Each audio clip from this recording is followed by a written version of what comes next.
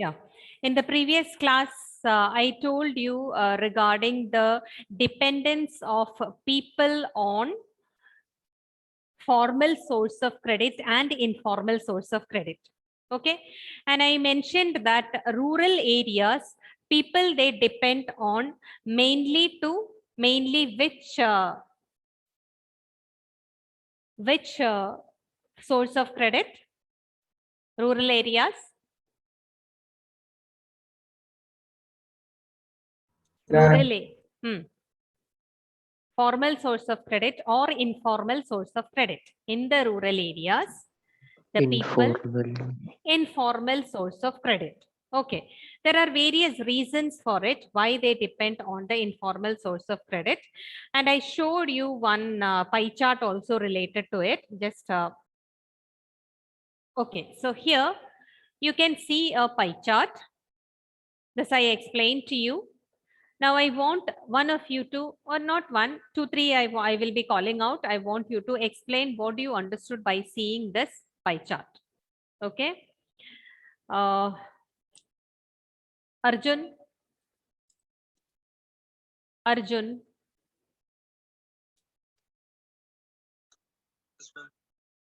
Arjun, can you hear me?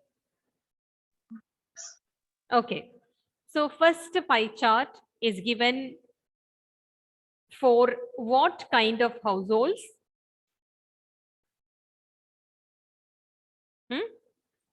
Poor households. Poor households. Okay.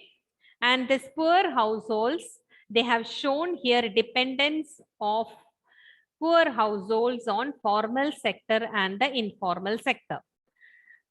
By seeing this, what did you understand? What did you understand by seeing the first pie chart? 85%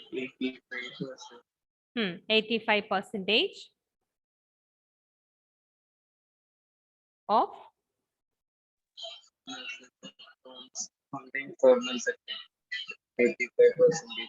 85% of poor households, they depend on. From informal sector. Is it formal or informal? It's not clear. Formal. Is it formal sector? Informal. Okay, then now it's clear. So they depend on informal sector. So you know that what is the drawback of informal sector? What is the drawback of informal sector? Can you say, Arjun?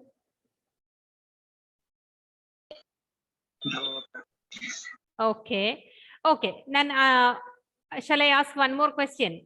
Why this many percentage of the people, they are depending on informal sector? What is the reason for that? Because Because in the informal sector has less procedures. Informal sector has less procedures and less procedures. Okay, that can be one reason. Adidev, is there any other reason?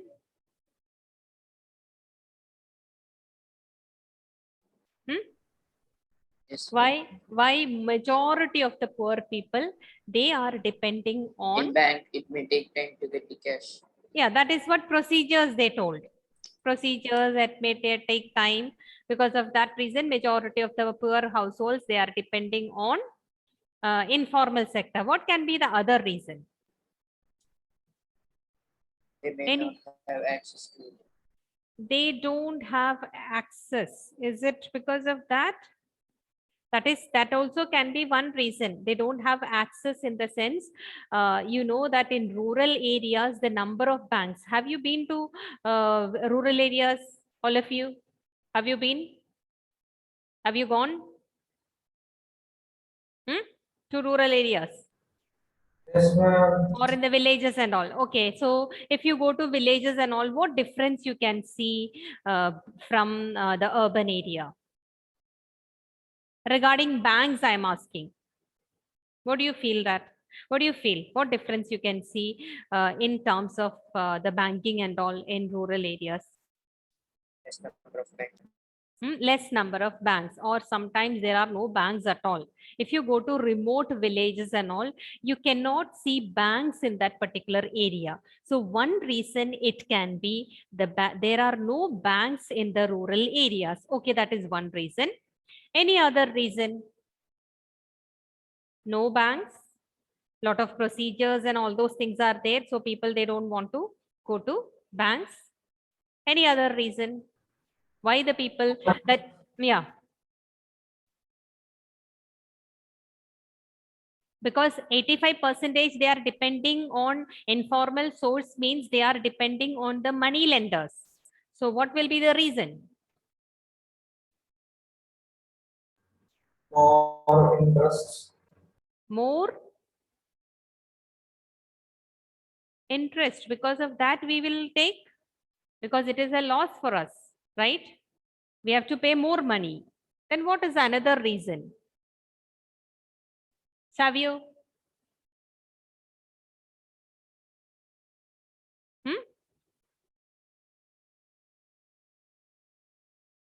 Savio?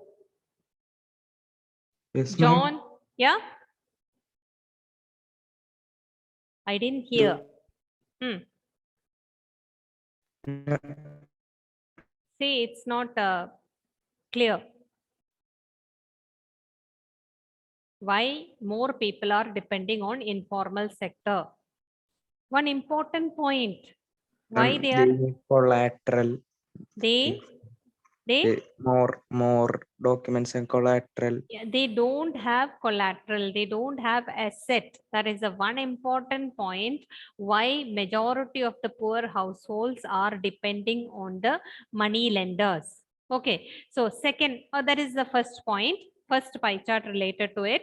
Now second pie chart, Badra, can you tell what did you understand from that? 53 percentage of people Hmm. are depending on informal sector. Informal sector. Here also, what is the speciality? People with few assets, they are talking. So people with few assets, they are there also 53% are depending on the informal sector. Okay. Prajot, can you tell the next one? Well off.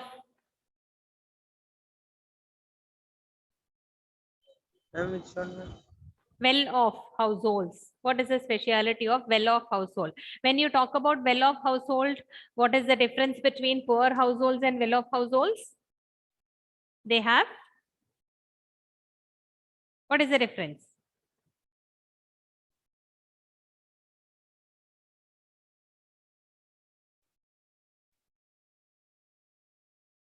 They have assets with them. We are dividing these people. Here 4 divisions are given.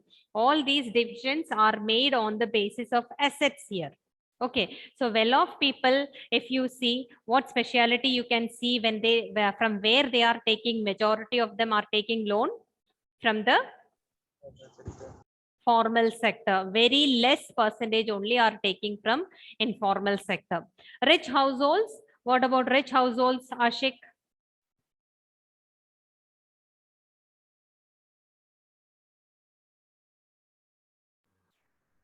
They take loan. They take loan from majority. That means 90% are taking loan from Banks. what is that?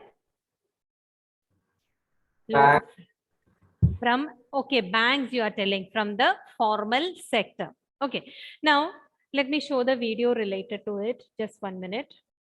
And those poor households from where they are taking loans. So here you can see that poor households, many of them, they depend on the informal sector, and rich, as you go to the richer section, they are getting more and more percentage of credit from the formal sector. Here yellow color what they have shown, that is for formal sector, and the green color it is shown as informal sector. In 2003, observe that while the rich households get 90% of their credit from the formal sector, the poor households get only 15% of their credit from the formal sector.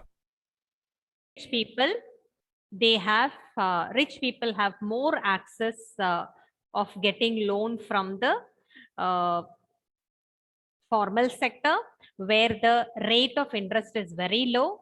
Poor households, if you see, they are depending more on informal sector, but at the same time, if you check the interest rate, that is very high. Now, this is a situation. This shows that in rural areas, majority of the people, they depend on the informal source of credit. So that is not good for the rural people. So how can we solve this problem? Hmm? How can we make these people to get more and more loans from the banking sector? What can be, what suggestions you can give for this? Adidev, can you tell anything? Here we are, the show, it shows that graph shows that the poor people, they are depending more on informal sector. So that dependency should be reduced. How can we reduce that? Badra, Ma'am, how can we reduce that? Aditya, will come to you. By Hmm. building a bank in Yes. the rural areas. Very good. So as I told you before, banks are not there in the rural areas. So what we have to do, one point related to the taking loan from the banks, poor people can, it's not accessible for them. It is not there in the village areas. So one point we can say that we have to expand the banking sector in the rural areas. Okay. Another point, Adidev, when we discussed by making the procedures more faster. maybe by making the procedures more faster, or some sort of leniency can be given to the rural poor people in giving the credit here. Okay, any other point comes to your mind when I discuss that what is that difference when we discuss that case studies related to the informal sector and formal sector? We discussed one more point, from where the people are getting loans. Okay, what is that particular area? Who can say? Either banks or money lenders. Other than that, one more we discussed. What is that? Cooperative banks. Cooperative societies. Okay. Now, what is the use of that? What is the speciality of cooperative societies? No interest. Low interest. Okay. How they can give loans to the people? That's what I'm asking. How they are providing loans to the people? By cooperating. By Cooperating. cooperating. In what manner? What you said is correct, but how they are functioning in giving loans to the poor people? By cooperating with others. Money. Mm, little more, can anyone be specific regarding this? Hmm?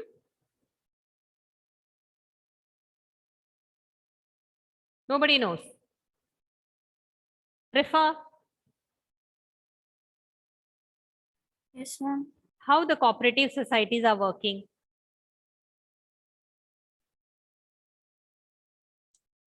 Any idea how they are working? You might have heard that cooperative societies provide loans to the people. How are they providing these loans?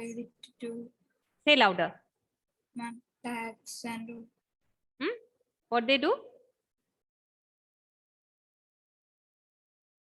Say whatever you said, you say once more, because I Ma'am. couldn't hear. they take from tax and Is it from tax? I don't know. Okay. Fear, do you know? Yes, ma'am. How the cooperative societies are working?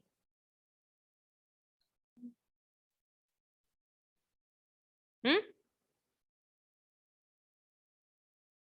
Badra, how they provide loans to people? Working as members. Okay, they form a group. There are cooperatives. Then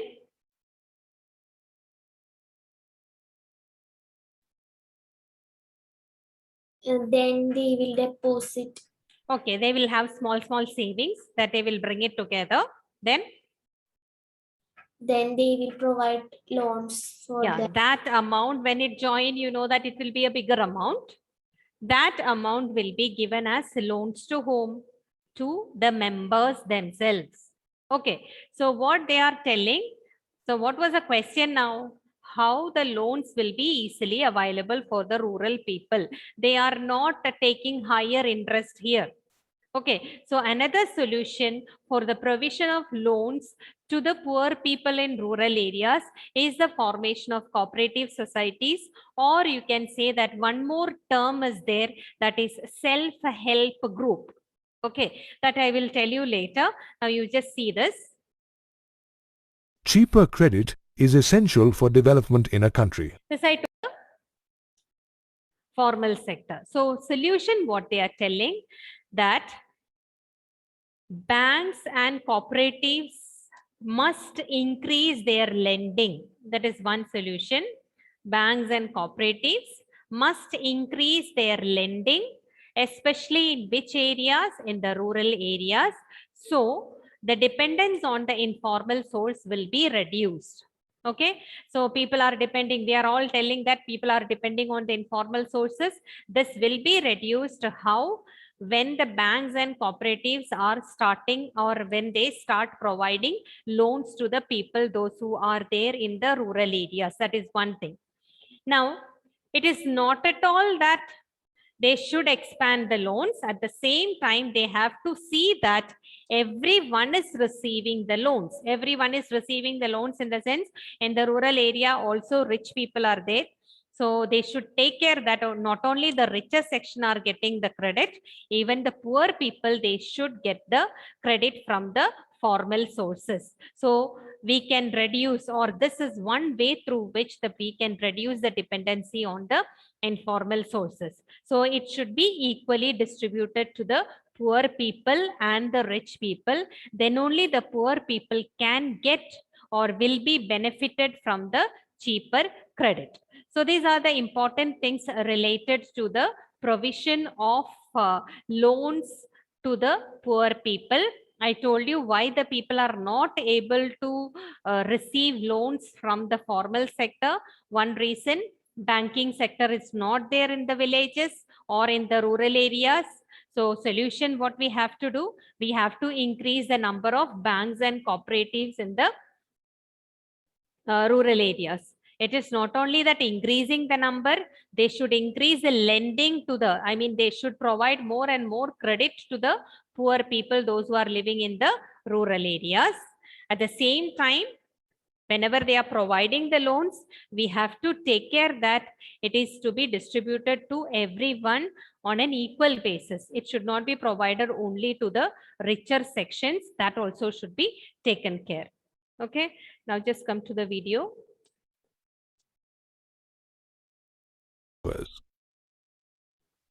Now, One here solution you can see how much percentage is given. He is charging as a interest, as an interest per year. What percentage he is charging? Money lender. 60%. 60%. Somewhat how much it will be from the bank if he is taking a loan? Maybe 10%, 8%, or anything like that. At the same time, see here, he is charging 60%. Is he is not finishing there. He is making this person to work in his fields also. Okay, so much he is taking from the laborer here. And what he is telling that I have no choice because I don't have a collateral and I will not get a loan from the bank. So what will I do? I have to depend on the money lender for the credit or for the loan here.